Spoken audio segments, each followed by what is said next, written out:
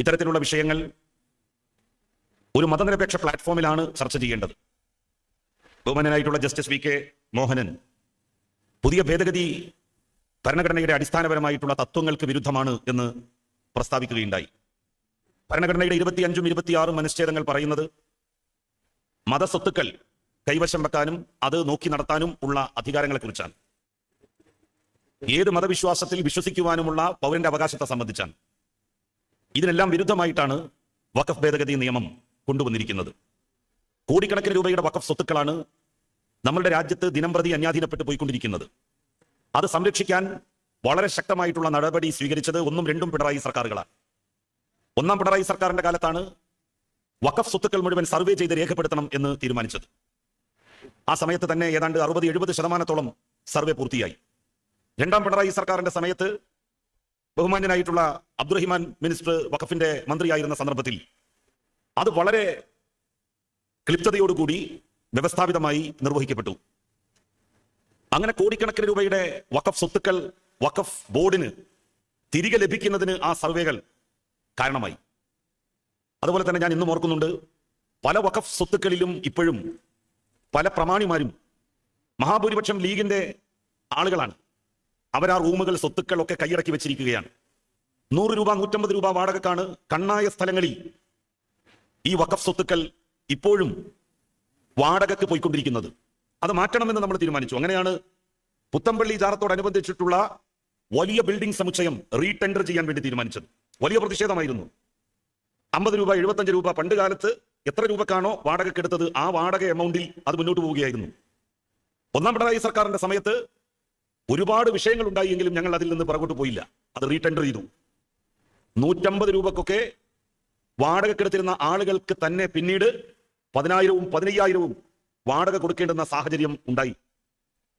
അവർക്ക് 15,000 അല്ല 20,000 കൊടുത്താലും യാതൊരു പ്രശ്നവും ഇല്ല. കാരണം മറ്റുള്ള സ്വകാര്യ കെട്ടിടങ്ങളുടെ വാടകകൾ അതിലും എത്രയോ ഭീമമാണ്. ഇങ്ങനെ ലീഗ് ധനാഢ്യന്മാരുടെ കയ്യിൽ കോഴിക്കോട്, എറണാകുളം പോലെയുള്ള കണ്ണായ മേഖലകളിൽ വലിയ സ്വത്തുക്കൾ ലീസിനെടുത്തും വാടകക്കെടുത്തുമായിട്ടുണ്ട്. അതൊക്കെ തന്നെ പുനർലേലം ചെയ്യണം എന്ന് നമ്മളുടെ ബോർഡാണ് തീരുമാനിച്ചത്. 1ഉം 2ഉം പിണറായി സർക്കാരിന്റെ കാലത്ത് അതിനുള്ള നല്ല നീക്കങ്ങൾ ഉണ്ടായി.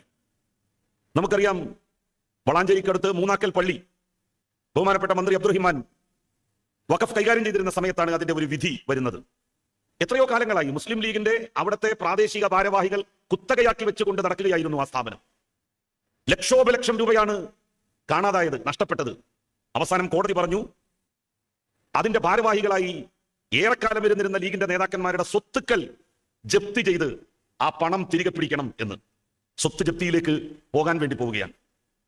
ഈ ബോർഡ് നിലനിന്നാൽ അങ്ങനെ കുറെ ആളുകളുടെ സാമ്പത്തിക താല്പര്യങ്ങൾക്ക് വിഘാതമുണ്ടാകും എന്ന് മനസ്സിലാക്കിയാണ് എങ്ങനെയെങ്കിലും ഈ ബോർഡിനെ ഇല്ലാതാക്കാൻ വേണ്ടി മുസ്ലിം ലീഗ് മകൻ മരിച്ചിട്ടാണെങ്കിലും മരുമകളുടെ കണ്ണീര് കാണണമെന്ന് ആഗ്രഹിക്കുന്ന അമ്മായിമ്മയെ പോലെ പ്രവർത്തിച്ചത്.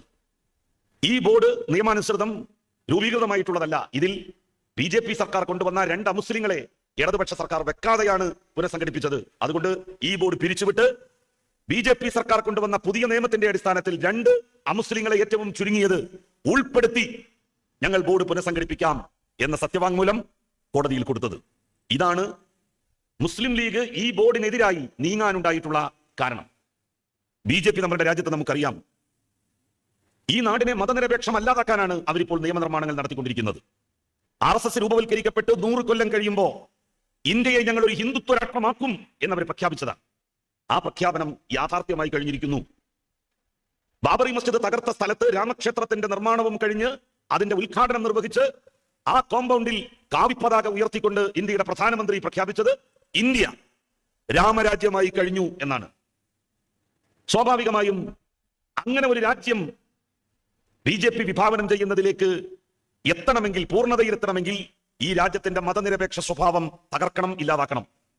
അതിനനുസൃതമായിട്ടുള്ള ബില്ലുകളാണ് ഒന്നിനു പിറകെ ഒന്നായി നമ്മുടെ രാജ്യത്ത് ഇപ്പോൾ കൊണ്ടുവന്നുകൊണ്ടിരിക്കുന്നത്. അതാണ് പൗരത്വ ഭേദഗതി നിയമത്തിലൂടെ നമ്മൾ കണ്ടത്. പൗരത്വത്തിന് മതം നിശ്ചയിക്കുന്നു. പാകിസ്ഥാനിൽ നിന്ന്, ബംഗ്ലാദേശിൽ നിന്ന്, അഫ്ഗാനിസ്ഥാനിൽ നിന്ന് ഇന്ത്യയിലേക്ക് കുടിയേറി പാർത്ത മുസ്ലിങ്ങളല്ലാത്ത എല്ലാ മതവിഭാഗക്കാർക്കും പൗരത്വം നൽകും, മുസ്ലിങ്ങൾക്ക് മാത്രം നൽകില്ല. അത് ഇന്ത്യയുടെ പ്രധാനമന്ത്രി പ്രഖ്യാപിച്ച RSSന്റെ രാജ്യത്തേക്ക് ഈ നാട് പതിയെ പതിയെ നടന്ന് പൂർണ്ണതയിലെത്താൻ വേണ്ടി പോകുന്നു എന്നുള്ളതിന്റെ തെളിവാണ്. മുത്തലാഖ് ബില്ല് കൊണ്ടുവന്നതും അതിന്റെ അടിസ്ഥാനത്തിൽ തന്നെയാണ്. CPIM അഖിലേന്ത്യാ സെക്രട്ടറി സീതാറാം യെച്ചൂരി പറഞ്ഞു, triple talaq or single talaq it means divorce. ഒരു തലാഖാവട്ടെ 3 തലാഖാവട്ടെ, അതുകൊണ്ട് ഉദ്ദേശിക്കുന്നത് വിവാഹമോചനമാണ്. വിവാഹമോചനം ഒരു മുസ്ലിം പുരുഷൻ ചെയ്താൽ ആ മുസ്ലിം പുരുഷന് 3 വർഷത്തെ തടവ് ശിക്ഷ. എന്നാൽ ഇതേ ഡിവോഴ്സ് ഒരു ഹിന്ദു യുവാവോ അല്ലെങ്കിൽ ഒരു ഹിന്ദു പുരുഷനോ ക്രിസ്ത്യൻ പുരുഷനോ സിഖ് പുരുഷനോ പാർസി മതവിഭാഗത്തിൽപ്പെടുന്നയാളോ ചെയ്താൽ അതൊരു സിവിൽ കേസ് മാത്രമാണ്, ക്രിമിനൽ കേസേ അല്ല. ഒറ്റ ദിവസം പോലും അവരെ ജയിലിലിടുന്ന പ്രശ്നമില്ല. യെച്ചൂരി പറഞ്ഞു, ഇത് വിവേചനമാണ്. പ്രജകളെ അല്ലെങ്കിൽ പൗരന്മാരെ രണ്ടായി കാണുന്നതിന് തുല്യമാണിത്. ഒരു കാരണവശാലും ഇത് അനുവദിക്കാൻ കഴിയില്ല. ഇന്ത്യയിലെ മുസ്ലിം ഭൂരിപക്ഷ സംസ്ഥാനമായിട്ടുള്ള ജമ്മു കശ്മീരിന്റെ ന്യൂനപക്ഷ സ്വഭാവം, മുസ്ലിം സ്വഭാവം ഇല്ലാതാക്കലായിരുന്നു അവരുടെ 3ാമത്തെ ലക്ഷ്യം. അതിനുവേണ്ടിയാണ് 370 വകുപ്പ് അനുസരിച്ച് ഇന്ത്യൻ ഭരണഘടന ജമ്മു കശ്മീരിന് നൽകിയിരുന്ന പ്രത്യേകാവകാശം ഇല്ലാതാക്കിയത്. 370 വകുപ്പ് അനുസരിച്ച് പ്രത്യേകമായിട്ടുള്ള ഒരു അവകാശം ആർക്ക് നൽകിയിരുന്നു? ജമ്മു കാശ്മീരിലെ ജനങ്ങൾക്ക് നൽകിയിരുന്നു. അത് നൽകിയത് അവിടെ ഭൂപരിഷ്കരണ നിയമം നടപ്പിലാക്കപ്പെട്ടതോടുകൂടിയാണ്.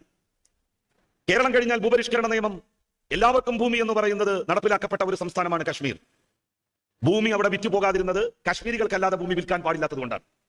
ഇപ്പോ ആർക്കും വിൽക്കാം. ഈ 370 വകുപ്പ് എടുത്തു കളഞ്ഞതോടുകൂടി ഇന്ത്യയുടെ വിവിധ ഭാഗങ്ങളിൽ നിന്ന് കോർപ്പറേറ്റ് മുതലാളിമാർ, വലിയ വലിയ സമ്പന്നന്മാർ, അവരൊക്കെ കാശ്മീരിലേക്ക് ചേക്കേറി അവിടുത്തെ പാവപ്പെട്ട കാശ്മീരികളിൽ നിന്ന് നമ്മളുടെ നാട്ടിൽ ഗോത്രവർഗക്കാർക്ക്, SC വിഭാഗക്കാർക്ക്, ആദിവാസികൾക്ക് സർക്കാർ കൊടുത്ത ഭൂമി ചുളിവിലക്ക് തട്ടിയെടുക്കുന്നത് പോലെ കാശ്മീരിലെ ഉൾനാടൻ ഗ്രാമങ്ങളിലെ പാവപ്പെട്ട മനുഷ്യരിൽ നിന്ന് ഭൂമി ചുളിവ് വിലക്ക് വാങ്ങി അവരെ ലാൻഡ്ലെസ് പീപ്പിൾ ആക്കുവാനുള്ള ശ്രമത്തിന്റെ ഭാഗമാണ്.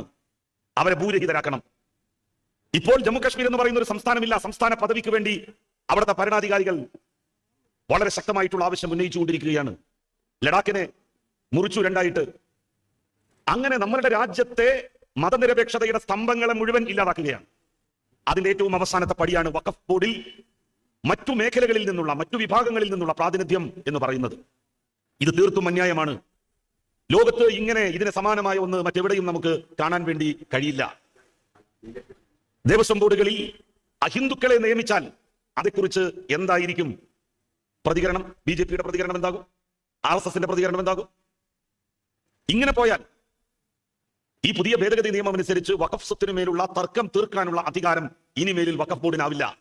ഒരു സ്വത്ത് വഖഫ് സ്വത്താണോ അല്ലയോ എന്ന് തീരുമാനിക്കേണ്ടത് ജില്ലാ കളക്ടർമാരാണ്.